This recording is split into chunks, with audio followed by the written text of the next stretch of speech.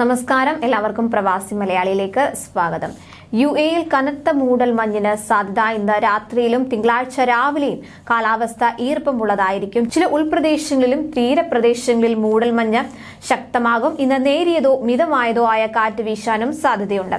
രാജ്യത്തിന്റെ വിവിധ ഭാഗങ്ങളിൽ NCM റെഡ്, യെല്ലോ അലർട്ടുകൾ പുറപ്പെടുവിച്ചിട്ടുണ്ട്. ഇന്ന് രാവിലെ 9 മണി വരെ ദൂരക്കാഴ്ച കുറയുമെന്ന് പ്രദേശവാസികൾക്ക് നേരത്തെ മുന്നറിയിപ്പ് നൽകിയിരുന്നു. ഇത് പ്രകാരമാണ് അലർട്ടുകൾ പ്രഖ്യാപിച്ചത്. മൂടൽമഞ്ഞിനെ തുടർന്ന് വാഹനം ഓടിക്കുന്നവർ ജാഗ്രത പാലിക്കണമെന്ന് അബുദാബി പോലീസ് അറിയിച്ചിട്ടുണ്ട്. ഇലക്ട്രോണിക് ഇൻഫർമേഷൻ ബോർഡുകളിൽ പ്രദർശിപ്പിച്ചിരിക്കുന്ന പുതിയ വേഗപരിധി പാലിക്കാൻ ഡ്രൈവർമാരോട് പോലീസ് അഭ്യർത്ഥിച്ചിട്ടുണ്ട്. രാജ്യത്തിന്റെ പർവ്വത പ്രദേശങ്ങളിൽ ഏറ്റവും കുറഞ്ഞ താപനില 11 ഡിഗ്രി സെൽഷ്യസായി കുറയുമെന്ന് NCM അറിയിച്ചു. ഏറ്റവും ഉയർന്ന താപനില ആന്തരിക പ്രദേശങ്ങളിലായിരിക്കും, അതായത് ഉൾപ്രദേശങ്ങളിലായിരിക്കും. ഇവിടെ താപനില 30 ഡിഗ്രി സെൽഷ്യസിൽ എത്തും. രാജ്യത്ത് ഇന്നത്തെ കാലാവസ്ഥ പൊതുവെ നല്ലതായിരിക്കുമെന്നാണ്, അതായത് ശാന്തമായിരിക്കുമെന്നാണ്. അതുപോലെ ചിലപ്പോൾ ഭാഗികമായി മേഘാവൃതമായിരിക്കുമെന്നും ഇത് പ്രതീക്ഷിക്കുന്നതായും ഇങ്ങനെ മേഘാവൃതമായി പ്രതീക്ഷിക്കുന്നതായും നാഷണൽ സെന്റർ ഓഫ് മെറ്റിയോറോളജി അറിയിച്ചിട്ടുണ്ട്.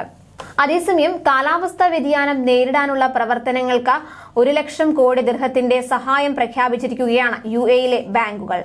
പുനരുപയോഗ ഊർജം, കൃഷി ഭൂമിയുടെ ഗുണമേന്മ വർദ്ധിപ്പിക്കൽ തുടങ്ങിയ മേഖലകൾക്ക് പണം നൽകുമെന്ന് ബാങ്ക് അധികൃതർ അറിയിച്ചിട്ടുണ്ട്. UN കാലാവസ്ഥാ ഉച്ചകോടിയുടെ 5ാം നാൾ സാമ്പത്തിക മേഖലയിൽ ഊന്നിയായിരുന്നു പ്രധാന ചർച്ച. ഈ സമയത്താണ് ഇക്കാര്യങ്ങൾ പറഞ്ഞത്. ലോകബാങ്ക് മേധാവി അടക്കം ഉച്ചകോടിയിൽ പങ്കെടുത്തിരുന്നു. പുനരുപയോഗ ഊർജ്ജ രംഗത്ത് ധനകാര്യ സ്ഥാപനങ്ങൾ മികച്ച സംഭാവന നൽകണമെന്ന അഭിപ്രായം ഏറ്റെടുത്തുകൊണ്ടാണ് UAE ബാങ്ക് ഫെഡറേഷൻ സാമ്പത്തിക സഹായം പ്രഖ്യാപിച്ചത്. UAEയിലെ ബാങ്കുകൾ 1 ട്രില്യൺ ദിർഹം സഹായമായി നൽകുമെന്ന് ഫെഡറേഷൻ ചെയർമാൻ അബ്ദുൽ അസീസ് അൽ ഗുറൈറാണ് അറിയിച്ചത്. കാലാവസ്ഥയും ആരോഗ്യവും ഒരുമിച്ച് ചർച്ചയ്ക്കെത്തിയ ആദ്യ ഉച്ചകോടിയാണെന്നും ബാർബഡോസ് പ്രധാനമന്ത്രി മിയ മോട്ട്ലെ അഭിപ്രായപ്പെട്ടു.